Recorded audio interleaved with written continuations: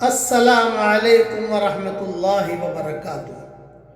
جمعہ کے دن جمعہ کی نماز کے بعد، سنتوں کے بعد، نفلوں کے بعد 7 مرتبہ سورہ اخلاص پڑھ لیجئے، 7 مرتبہ سورہ فلق پڑھ لیجئے، 7 مرتبہ سورہ ناس پڑھ لیجئے، تو انشاءاللہ آئندہ جمعہ تک ہر بری چیز سے، ایکسیڈنٹ سے، بری بیماری سے، غلط خبر سے، ہر برائی سے اللہ تعالیٰ حفاظت کرے گا۔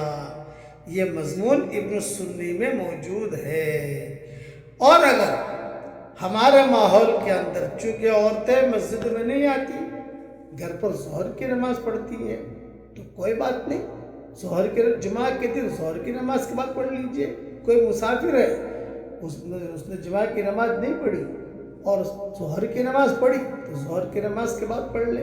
فوراً نہیں پڑھ سکتے تو عصر تک پڑھ لیجئے، عصر تک نہیں پڑھ سکتے تو جمعہ کے دن سورج کے غروب ہونے تک پڑھ لیجئے۔ آپ بس اس کا ٹائم یہ ہے، سورج غروب ہو گیا وہ ٹائم گیا۔ اللہ تعالی ہم سب سے راضی ہو جائے، آمین۔